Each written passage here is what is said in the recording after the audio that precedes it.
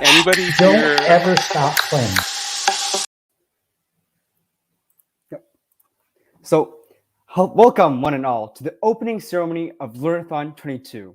I'm Liu Tian, the current CEO of Curious, and tonight I'm joined by my team here at Curious, with one representative from each department. And I am proud to say that we have all worked so hard this year to bring you Learnathon22 with even more workshops and fun than last year. Now, all this information that we will be revealing during the opening ceremony might be quite hard to keep track of. So a special handbook, which you can consult, was sent to you via email if you had registered for the event. If you have not, and you're sitting here watching this video, you might want to do so, or else you'll be missing out on a lot of fun activities and workshops. And this handbook would also be sent into the comments, so you can find that probably in a few seconds. And just as a reminder, to participate further in our event, you'll have to join our Discord server at discord.io/curious, and the link will also be posted in the comments. So please join. But without further ado, say hello to all our team members, old and new.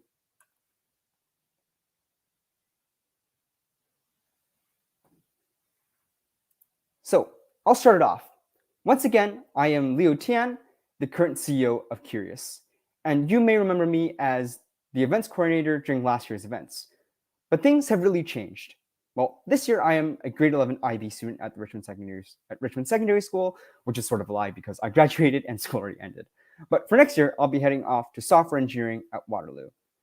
And here at Curious, I am in charge of directing our vision, creating infrastructure for organization and for events, as well as overseeing the entire team.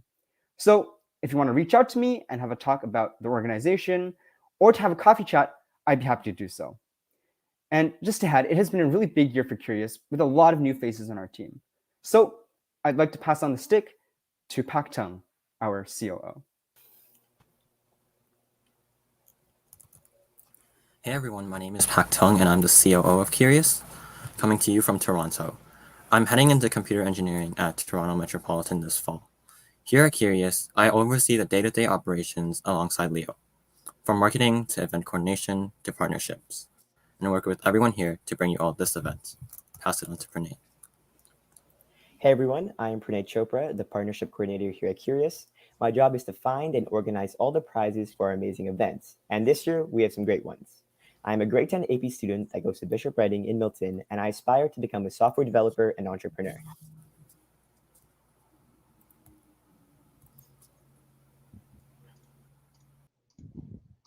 Hello everyone, my name is Ryan, and I'm a new member of the Curious team. I'm a grade 11 student at Thornwell Secondary School that aspires to work in computer science. I'm an event coordinator on the logistics team at Curious.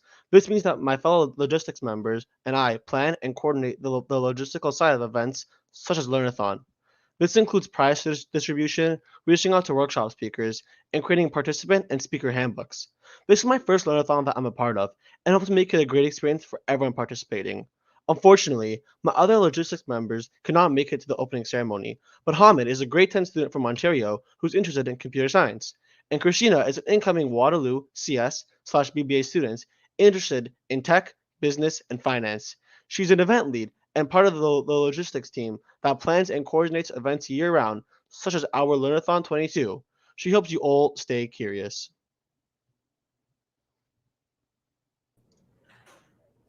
Hey guys, my name is Ryan. I'm a CS student at the University of Montreal. I joined Curious a year ago and I'm the marketing coordinator, which means I'm in charge of our social media and our marketing campaigns.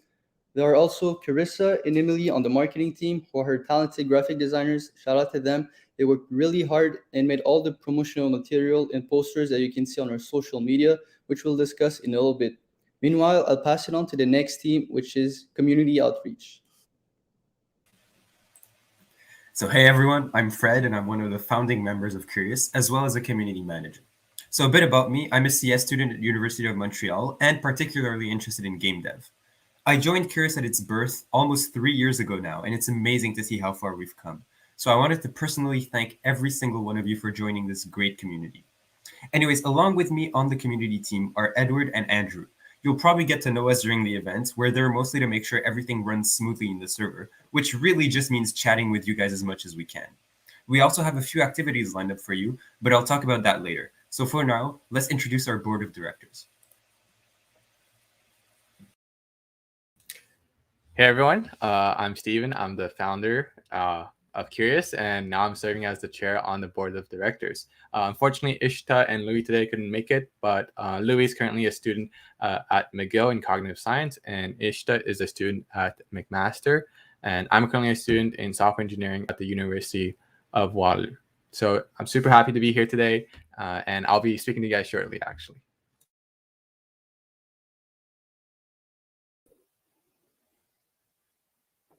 But after all those lengthy introductions, you may have been wondering the entire way, well, what is Curious?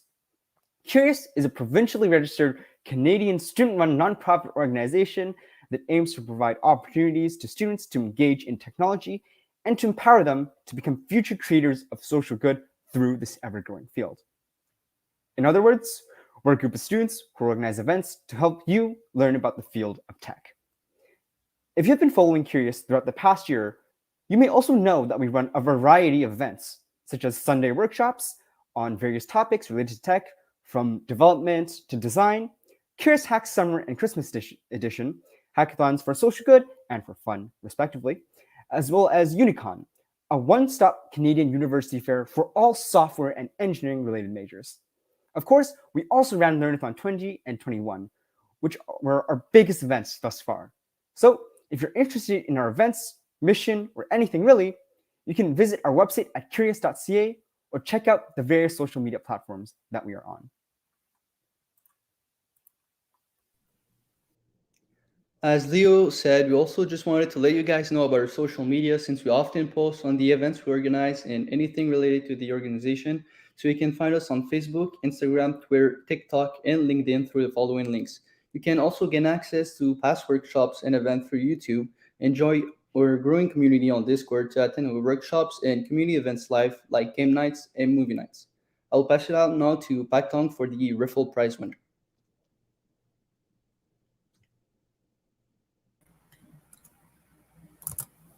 Our referral prize winner for Learnathon22 is L616.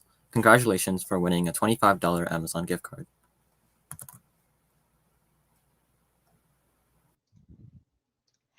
You've probably been hearing the word Learnathon a lot, but what even is Learnathon? Well, Learnathon is a code learning marathon for high school, CGEP, and undergrad students, where you get to learn to code and win prizes throughout the month of July, all for free. Now, before I get into how Learnathon works, I'm going to clarify some common misconceptions about Learnathon. First of all, Learnathon is not a hackathon. Even though there are competitive prizes that you can win, our event is focused on learning about the industry, networking, and learning new programming skills. Essentially, our event is a series of workshops. More or less, that's exactly what it is. Secondly, Learnathon is not some kind of course, and it should not be thought of as one. Unlike a course, none of these workshops are mandatory to attend to, so you could choose which ones you like to go to based on what interests you. However, we'd encourage you to go to all the workshops since they all cover really cool topics, and you never know, something that you may have found boring in the past could end up becoming a new passion for you.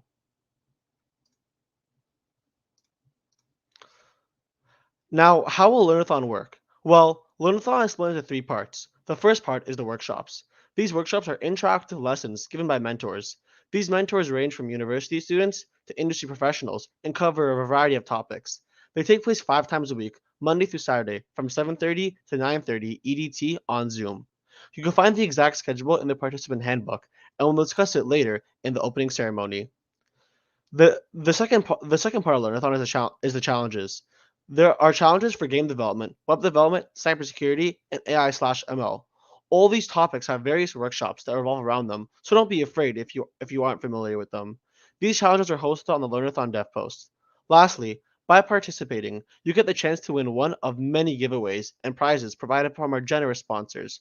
So make sure you give the challenge a try and participate on the Curious server. Actually, speaking of participation, I hand it off to Fred to cover the activities that we will have during Learnathon.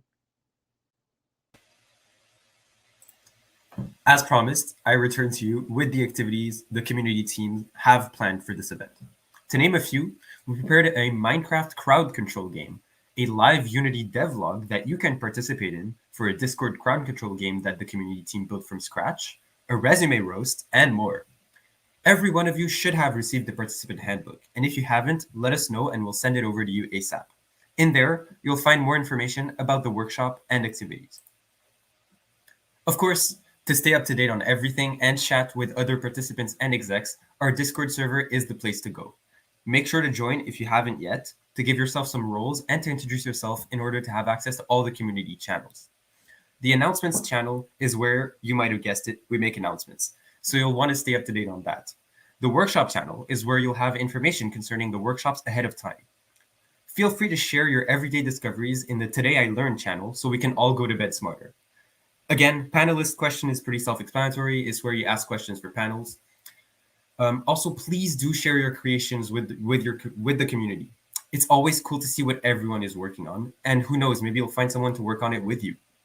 Finally, coding questions is our very own Stack Overflow. Send any question, as dumb as you may think it is, because there's definitely someone on the server who's been through the exact same thing. As for the community channel, General is for anything you're not sure would go in any other specific channel, whereas Hangout is more for casual conversation. The Activity Night channel will be used during our community activities, mostly for the crowd control aspect of them. And the Hacking Lounges are voice channels for chilling with other people and executives. So if you see me or any other exec in there, feel free to drop by and chat. If you have any questions about this or basically anything else, please don't hesitate to ping me or another community manager on Discord and we'll answer as quickly as we can. Now, onto the presentation of our sponsors. We hope you all are excited for the prizes you will have a chance to compete for and potentially win. Before we get into the prizes, we want to shout out the companies that made all this possible and value education and technology just as much as Curious. We have 7 amazing companies who are considered our bronze sponsors. Starting with VoiceFlow, they are a leading tool to create voice and chatting systems with ease. Next, we have XYZ Domains, who are a top-level domain company to help you get started on your next web dev project. We also have 1Password, one of the most popular password managers in the world. They're trusted by so many amazing companies, including Slack and IBM. There's also Taskade, an innovative and intelligent planning software allowing you to achieve maximum productivity and creativity while using their software. Last but definitely not least, we have Sticker Giant, the best custom sticker and label company. They provided us with custom Learnathon22 and Curious stickers. We also have gold sponsors providing us with greater monetary and in-kind support, allowing for us to give you all more bigger and exclusive prizes. Starting with the place which many of you know and hopefully shop at, Metro. They're a leading food retailer operating all over Canada. Next is Wolfram Alpha, a one-of-a-kind computational knowledge and answer engine to assist with any questions you may have by directly computing an answer. Basically, a better calculator. Last but not least, we have Exur, a user-friendly software for creating prototypes and specifications for websites and applications. I'd now like to pass it on to Ryan to discuss the schedule for Learnathon22. Now, let's talk about the schedule for Learnathon. All workshops will be taking place from 7:30 to 9 p.m. EDT, except for the presentation from our guest speaker after this opening ceremony. Then after that presentation from our guest speaker, we will have our Intro to Python workshop. Next, we have our Intro to Python Libraries workshop on Monday, June 27th, followed by our Android Development workshop on Tuesday, June 28th. We then have our Intro to HTML and CSS workshop on Wednesday, June 29th, then the student panel on Thursday, June 30th. We then have a little break for Canada's Day on July 1st, followed by our cryptography workshop on Saturday, July 2nd. Then our introduction to AI/ML on Monday, July 4th, Minecraft crowd control on Tuesday, July 5th, our front-end framework workshop on Wednesday, July 6th. What they don't tell you about tech interviews presentation on Thursday, July 7th, the Unity prototyping a cart game workshop on Friday, July 8th, the blockchain workshop on Saturday, July 9th, the computer vision workshop on Monday, July 11th, the beach golf plus next day game night devlog on Tuesday, July 12th, server backend workshop on Wednesday, July 13th, then the tech startup and early career AMA on Thursday, July 14th, followed by the game design workshop on Friday, July 15th. We then have our Ready to Work Your Core Skills workshop on Saturday, July 16th, our natural language processing workshop on Monday, July 18th, followed by our MongoDB workshop on Wednesday, July 20th. We then have our resume roast on Thursday, July 21st, then our game engine in C++ workshop on Friday, July 22nd, our challenges deadline on Friday, July 22nd at 1 p.m. EDT, so don't be late. Then our closing ceremony will take place on Sunday, July 24th. Now I'll pass it on to Pactung to talk about the gifts from our sponsors.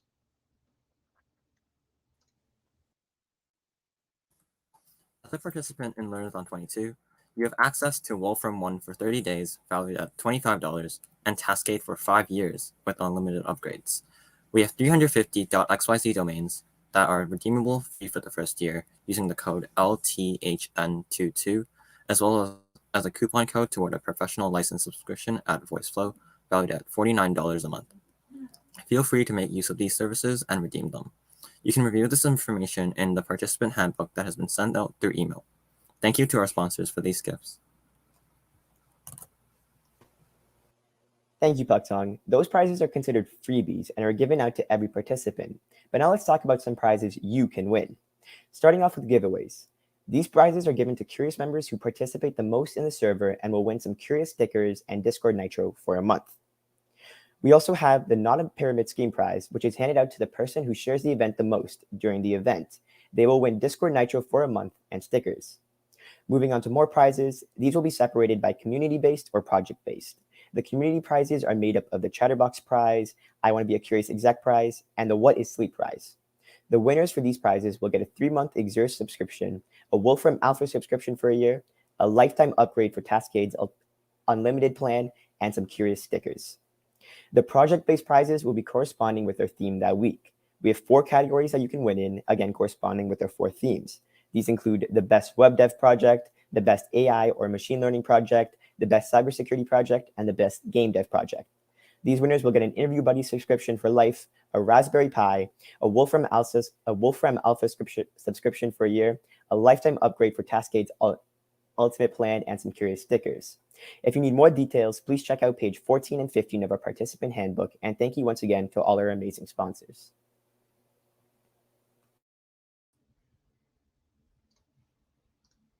Now, how the Learnathon challenges work? Well, there are open-ended problems that allow you to further your understanding of the topic, explore the topic on your own, and unleash your creativity and problem-solving skills. The challenge descriptions are listed on our dev post. The challenge submission deadline is Friday, July 22nd, 1 p.m. EDT. Submit your projects to challenges on dev post, and don't be late. If you get stuck on a challenge, don't forget to ask help in the coding question channel on the Curious Discord server. Don't forget, your main objective here is to learn from the challenges, hence the name Learnathon. You also might be wondering, how are the Learnathon challenges judged? Well, we mark your projects based on 5 categories: originality/creativity, presentation, complexity, social good/real-world impact, and how well it fits the theme/challenge. Each of these categories will be given a score out of 10, giving your project a total score out of 50. You can find the details about these categories on the Learnathon dev post, but I'll give you a summary. Originality/creativity is aspects or ideas of the project that are distinguishable from reproductions, clones, forgeries, or derivative work, and it provides a wow factor that hasn't been seen in other projects. Presentation is how appealing the slash pleasant the format in which your project is being presented in looks, and also the ease of navigation throughout the project. Complexity is how involved the project is programming-wise, elegancy of the approach for the project, and if it involves a mix of themes with a sophisticated dynamic, keeping in mind that each person can only submit to one theme.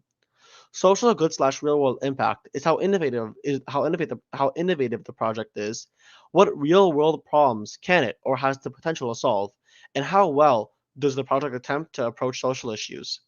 Fits theme/challenge is how on par the project is with the theme, and what aspects from the theme does the project involve.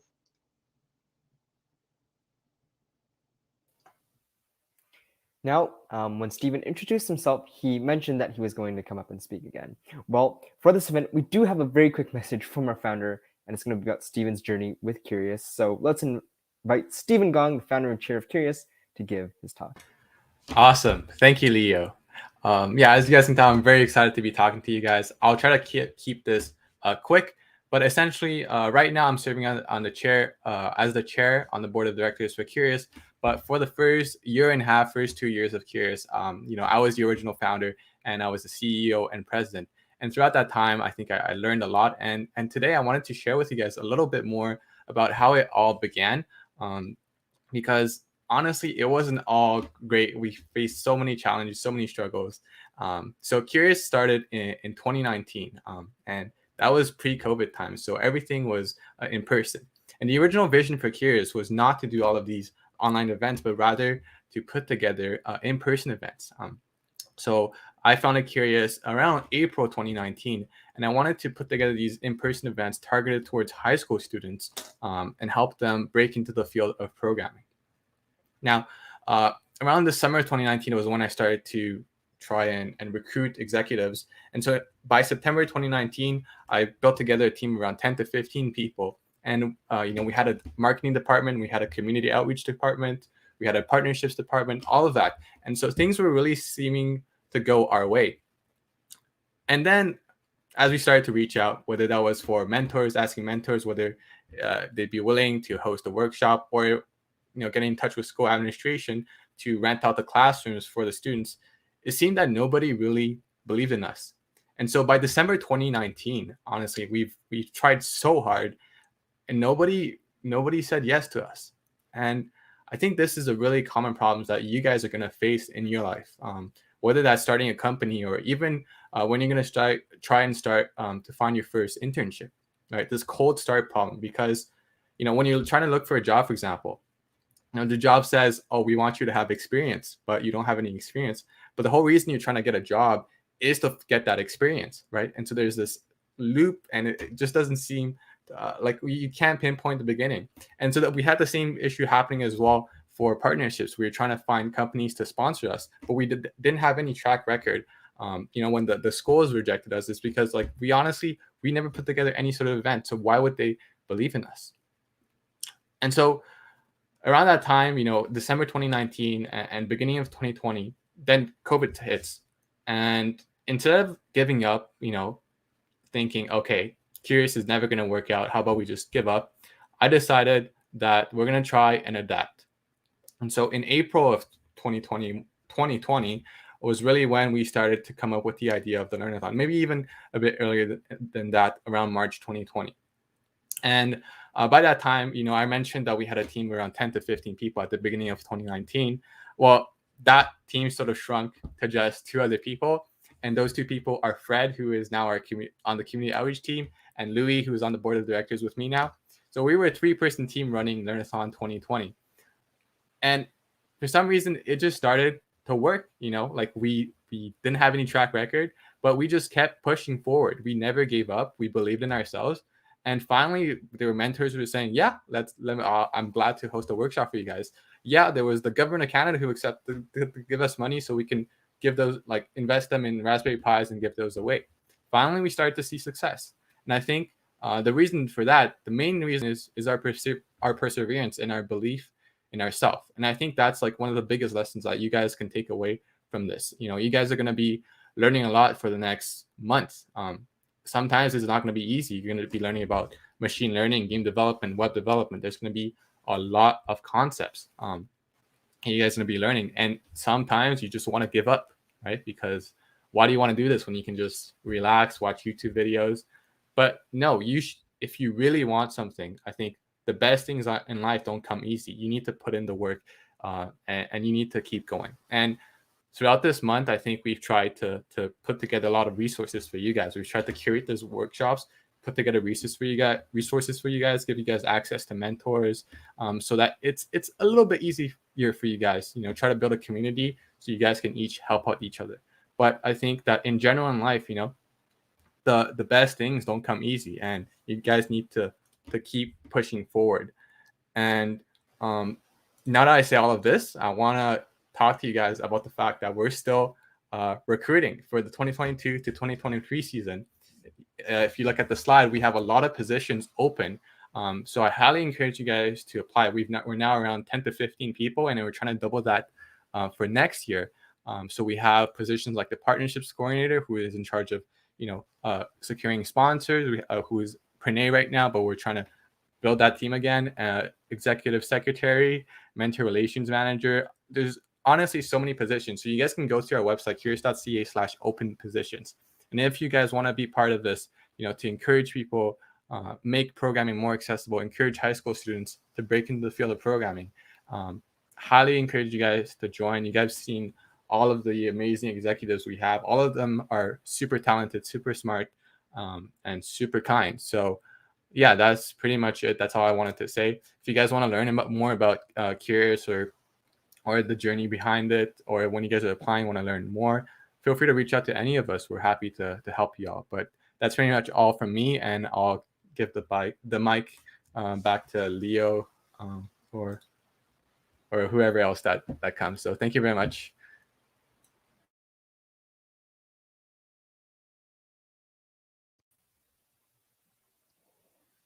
Yep.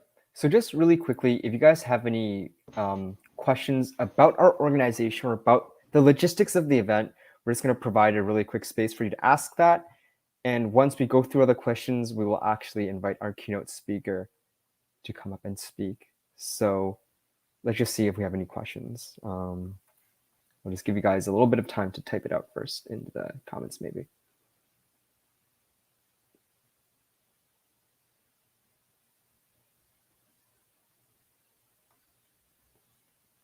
Let's wait around 30 seconds to see if there are any questions. If not, we can just move on.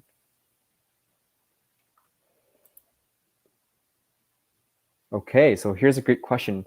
So when is the first workshop? So the first workshop is going to be today at 7:30 Eastern time, which is around, I think, an hour and a half from now. And for that workshop, it will be Intro to Python, and I will actually be giving it. So, if you want to learn programming, please do join. It is a great place to start. Yeah. Pretty easy language to start off with. Yes, we can all agree. And actually, it's going to be followed by the...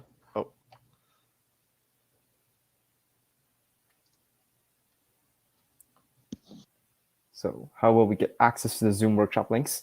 So those will actually be posted on the Discord, either in the announcement channel or in the workshops channel. So that means if you want to participate in events, you will have to join a Discord server because that's where everything is announced. So make sure you do that right now. And again, the link is discord.io/curious.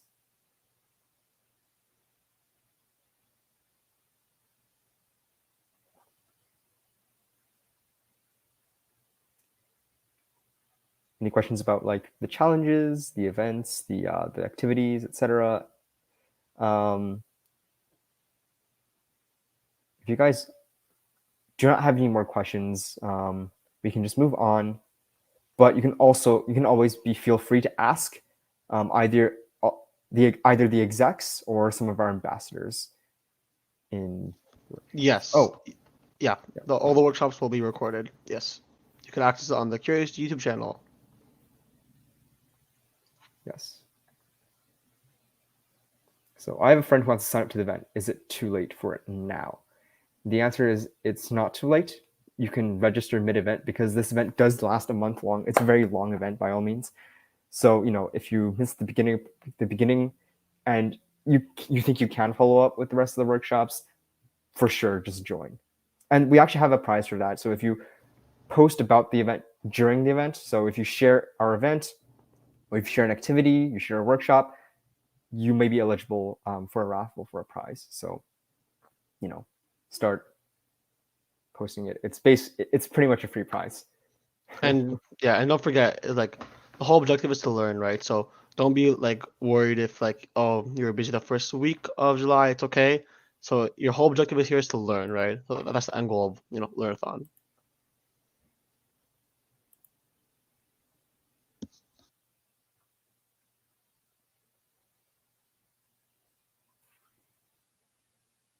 Okay, I think we can move on now. If there's no more questions. Don't see any. If you have any more questions, you can just go on the Discord server and ask either the execs or the ambassadors, and we will have answers for you. Oh, wait. I see Edward has asked another question. Can I do the workshops in code? The answer is no, we do not have a workshop in code. And the reason why it's spelled KODE is because the community outreach team here at Curious actually invented their own language, which is very interesting. But Very cool. it might be involved in the event. Who knows? But okay, let's move on then to the next part. Yep. So just as a quick primer, we're also going to be organizing Curious Asks SE during August, and Curious Asks SE is a online virtual 48-hour hackathon that is usually for social good. We're still in the process of determining the specific logistics, but you can take all the skills that you've learned during Learnathon and put it into this event. And it is some great experience if you want to collaborate with nonprofits and if you want to just put those skills to use to make real-world projects to demonstrate your skills. So be excited for this. We're going to start promoting this event, and registration is going to start very shortly. So keep your eyes open to this. And we'd also just like to thank all of you for amazing support. This event could not have been possible without you guys, but it also would not be possible without our amazing speakers. And speaking about amazing speakers, I would like to invite Professor Daniel M. Berry from the University of Waterloo to give his talk, Rating Code While Determining Requirements, a good head start or a bad bet. So everybody say hello to Professor Berry. Okay, good. My slides are up there. Okay, a little bit about myself. I learned to program in 1965, the summer between my junior and senior year in high school. So I've been programming since before all of your parents were born, and possibly even before some of your grandparents were born. I wrote my first real-life application, a program that matched up boys and girls for a dance of high school students during my senior year of high school. And it actually worked. Everybody got a date for that party. Anyway, I ended up studying computer science and becoming a computer science professor, and I've been a professor for 50 years as of July 1st. So my research area is software engineering, and in particular requirement engineering, about how it's important to determine the requirement of software systems that you are writing before you start to write the software. So I'd like to talk a little bit about one observation that I've made. Writing code during requirement determination. This is something that happens very often. And the question is it a good head start? You get a head start on writing the code while the requirements are being determined, or is it a costly bad bet? Now, so what you have is a situation at the start of many software development where the boss says, and in case you can't read it, I've written it in larger type on the next slide, you people start the coding while I go and find out what the customer wants. Now, hereafter, this will be called the boss's order. Now, the thing is, normally I give this in front of a class, so I'm able to ask questions and get answers. So the question I would normally ask here is, how many of you have participated in such a boss's order? Is there any way I can find out if anybody has done so?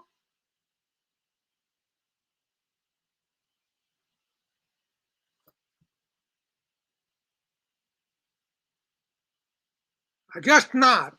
So I'm going to have to pretend that I've gotten an answer from you. Oh, I see, yes. Fred has. Okay, so good, Fred. My question to you, okay, I'm not surprised because it happens quite often. Oh, LK too. It's a very common occurrence arising from the mistaken assumption that the sooner coding starts, the sooner it ends. So my question to Fred and to LK, did it work as planned, giving your team a head start? Okay, Fred and LK, did it work for you?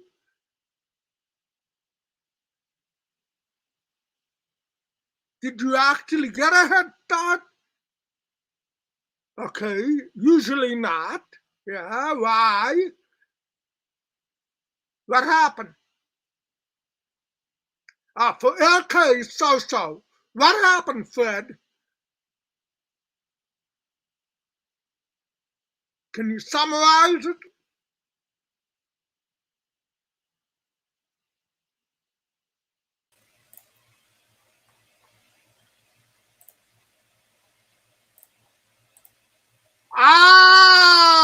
The requirement change. Okay, good. This is exactly what I'm going to be talking about. So let me proceed. Okay. Okay, so we skip that because okay. So the question I asked, which you have already answered, did your team have to change any of the already written code after the boss learned what the customer really wanted?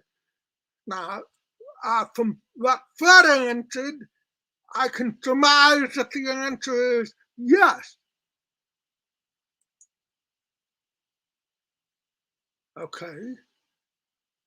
So my question now to Fred is, what percentage of the already written code had to be changed in the end, including all the ripple effects?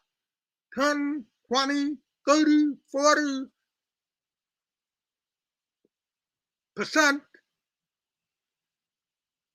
Anybody?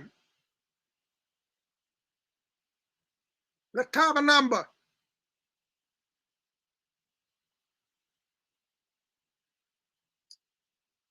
50 to 60. Wow.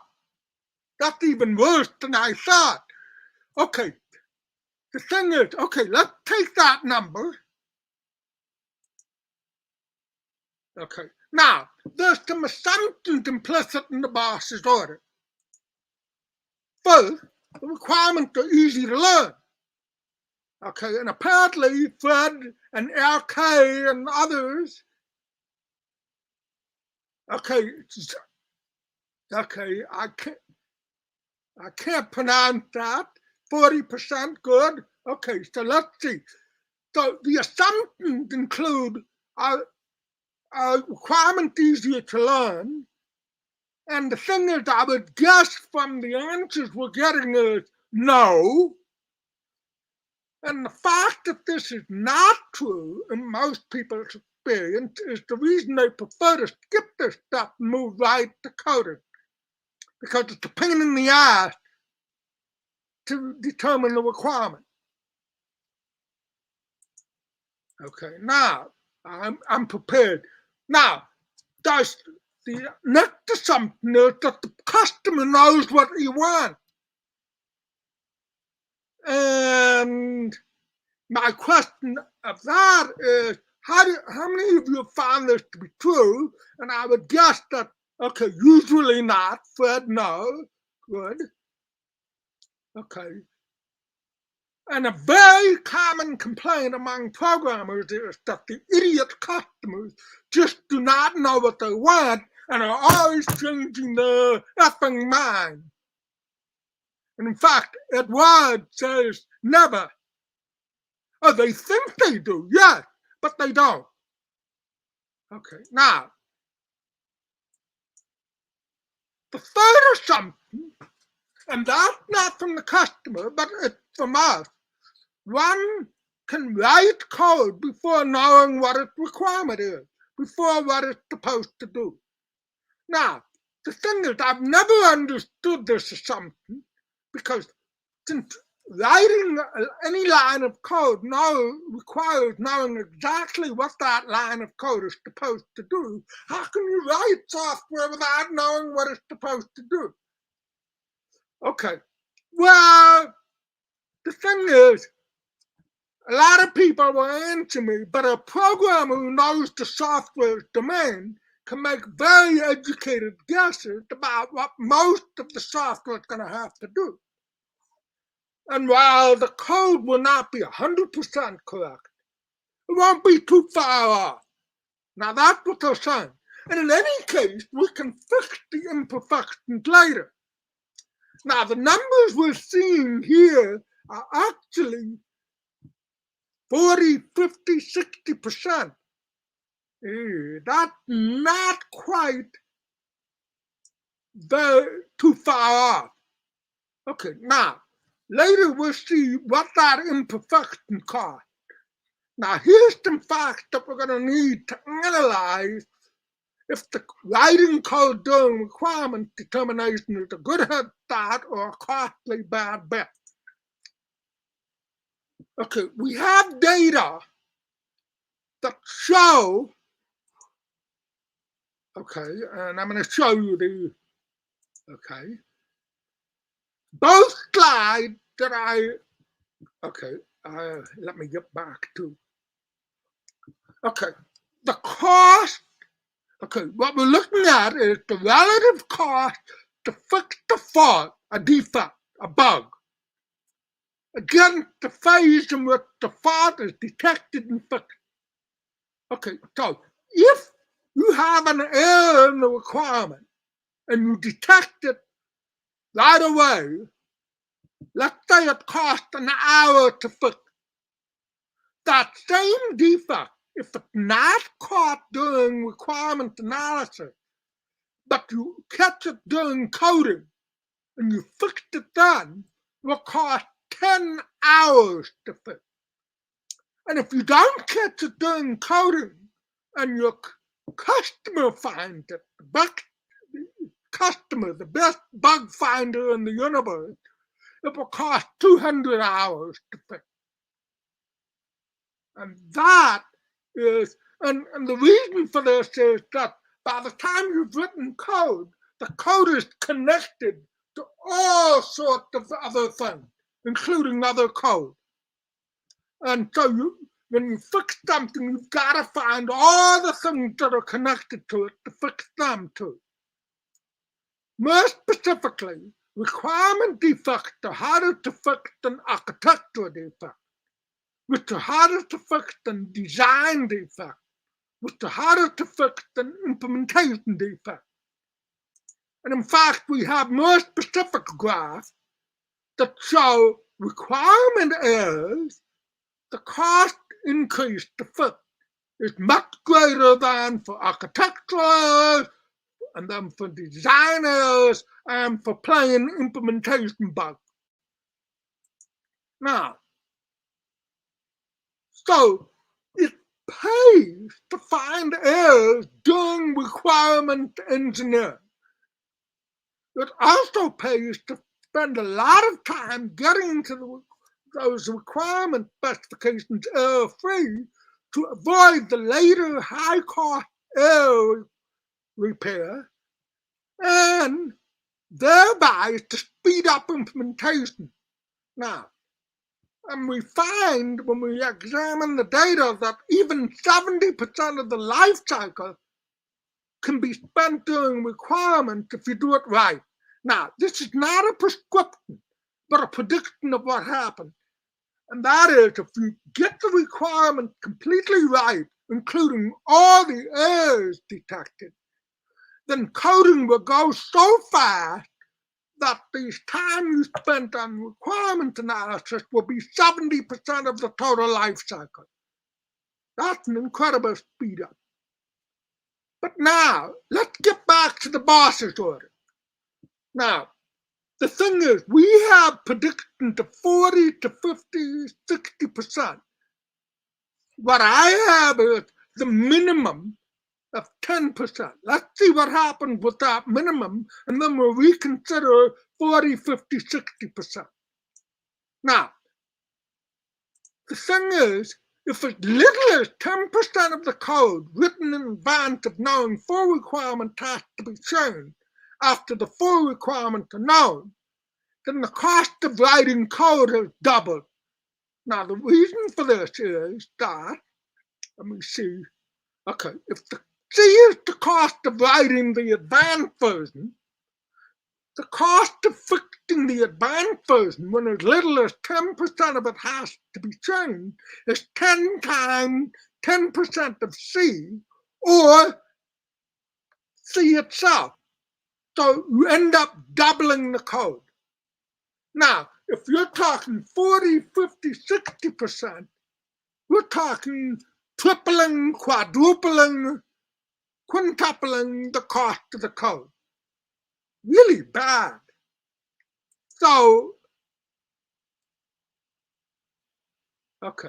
Now, and it can get much worse, and the reason it did get much worse in the data we were given by your classmates are that we have data that show that 50 to 85% of all lifetime defects in deployed software can be traced back to requirement errors, missing, wrong, or extraneous requirement.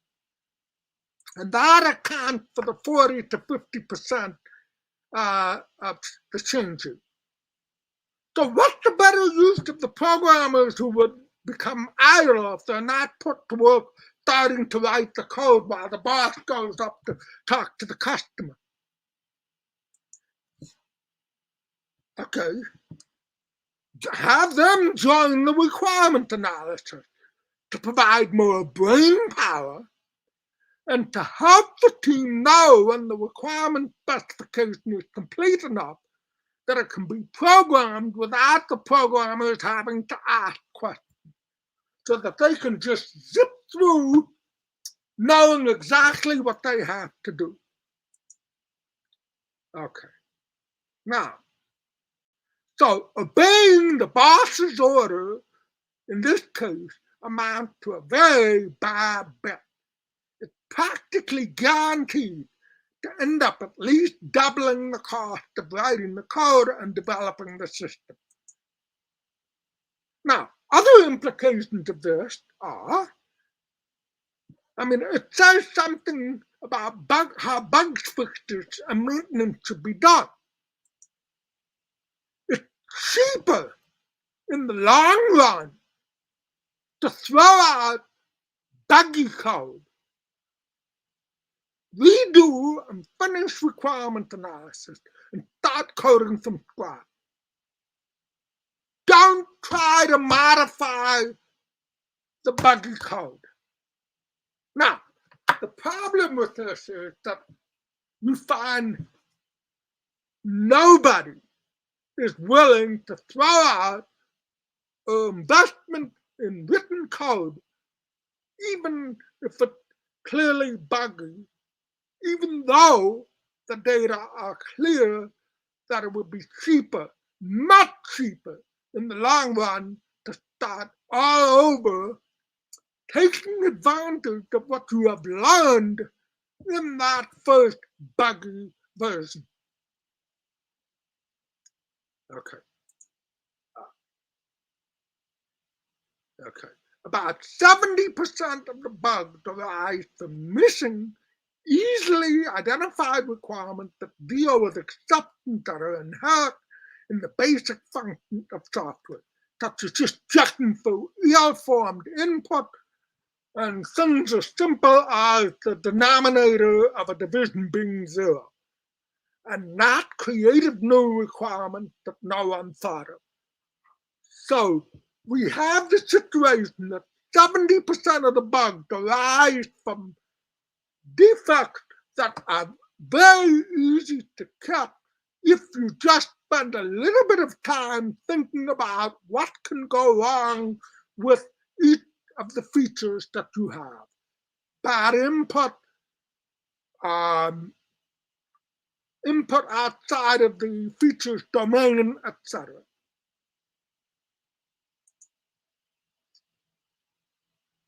Okay. So a little bit of thinking about it, enough to talk about on, pays off big. Okay. Are there any questions?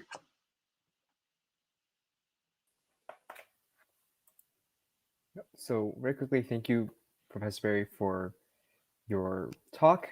And if anyone has any questions, well, feel free to ask.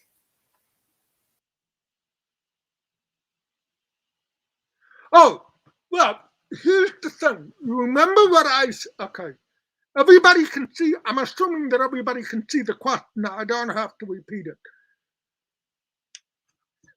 The thing is, we have discovered that there are two different kinds of requirements. One kind are what I would call the predetermined kind. These are the kind arising from acceptance of the requirements that are already in the system. The thing is, you have to find those. Even if you have not written them down, they are there. If you have the division operation anywhere, then the requirement to check for a denominator not being 0 is there, even if you haven't written it down. So these kind of requirements, I would say you want not to be immune to them. You want to find them ahead of time because they are there no matter what. Now, the other kind, these are the ones that are independent of the features that are there. So that requires a management decision that, okay, let's choose our scope. We will not consider any requirement outside the scope. That's for the next iteration, not for the next sprint. But we will find every requirement that's dependent on the features that are already there, because even if we haven't written them down, they are there. So, have I answered your question, Fred?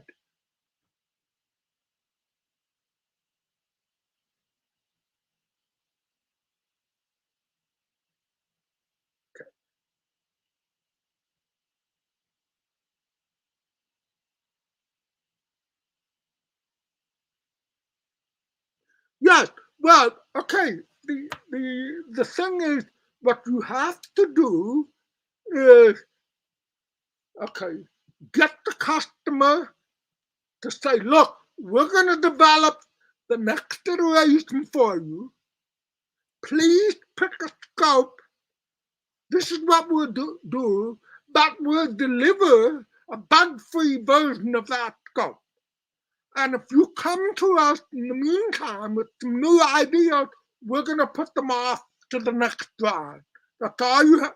I mean, they may not like it, but the point is, once you start delivering to them bug-free code per iteration, they will go along with it more easily than you might be expecting.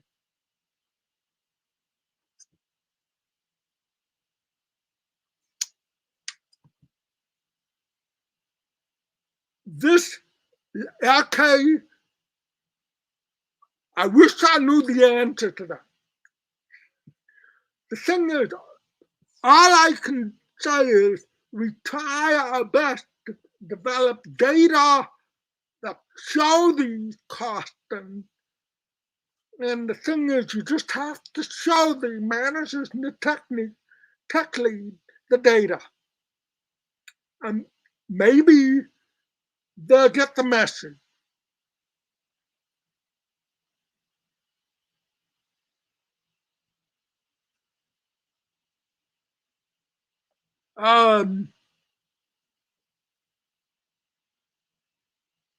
The software company has to deal with this because they are the professional in the situation.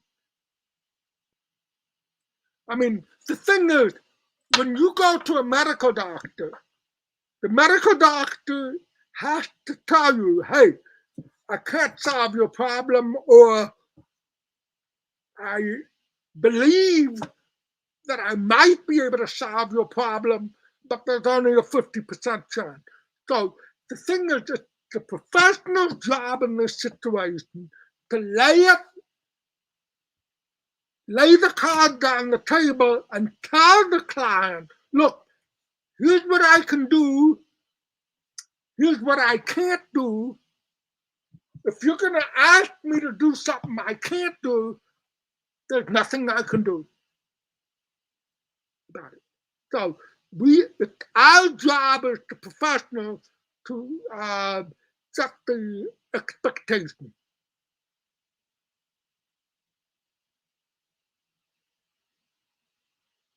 Oh, I believe, yes. Are engineers too lazy? Some of them. The thing is,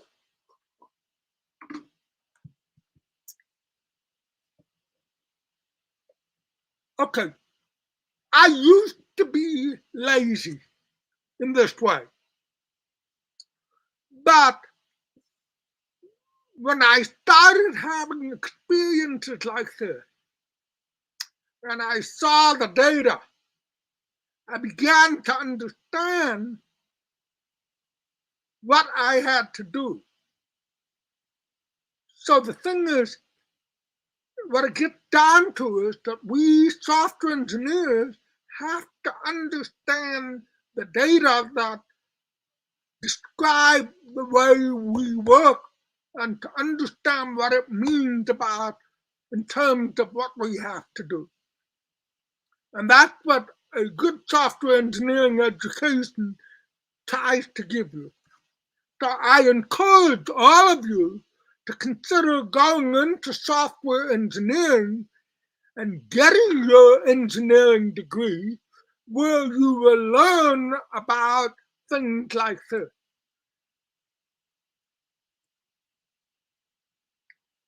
Okay? Oh, I love being a pass. I mean, the thing is, I wear short to work. I never wear ties. I like being informal. It's fun. I get paid for doing for fun, like a baseball player or a hockey player. Except that I'm not very good at playing baseball or hockey. I mean, I've been a pop for 50 years and I'm not retiring. I could have retired 8 years ago, but I'm having too much fun.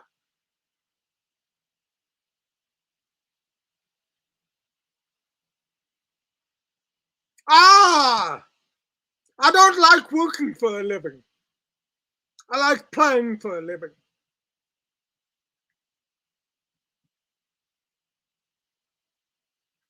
I mean, I get to set my own hours, my own vacation, everything. And I get to teach students, and they love me.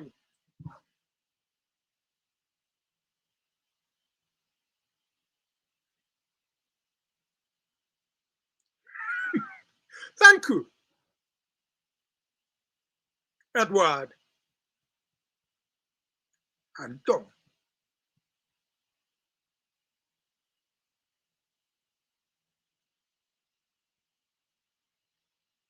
Any other questions? Well, thank you, Ray.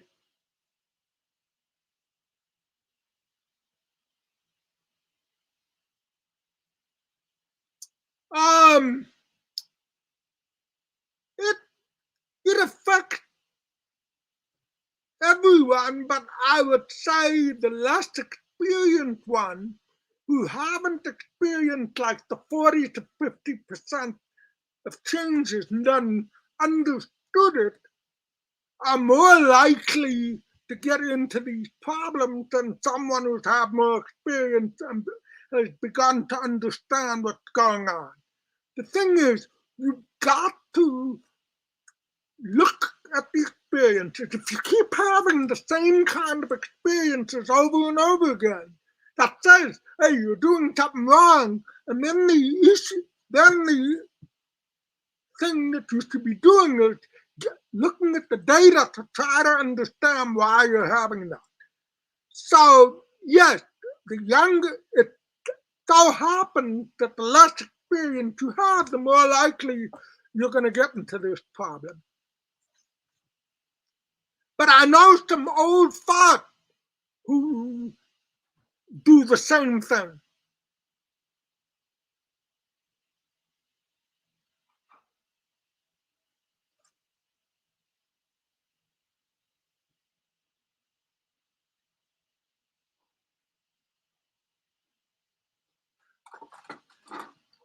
You're welcome, LK.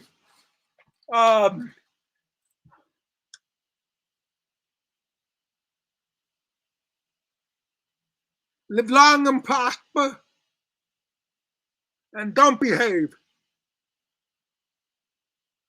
Oh, Fortran. I learned to program in Fortran. I still know how to write code in Fortran.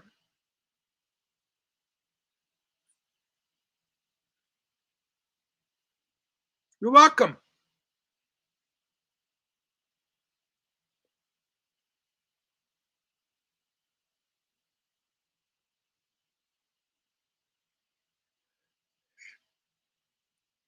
Good advice. I'm going to follow it, especially since I gave it.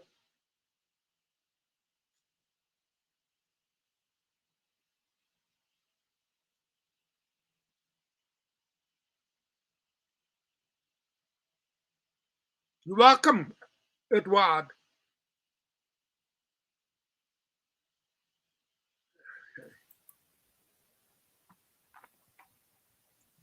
Yeah, so thank you, Dan, for the talk. So thank you, Professor Berry, for the talk. And, just as the opening ceremony is coming to an end, we'd like to ask you to, have fun during the event.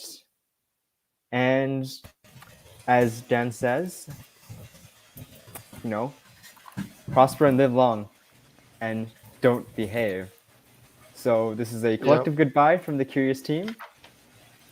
And okay, see you guys. See you guys. Just a Bye-bye. reminder, first event coming in around an hour. So we sent the link to the Zoom in the chat, so you can just look right there. All right, everyone. Have fun.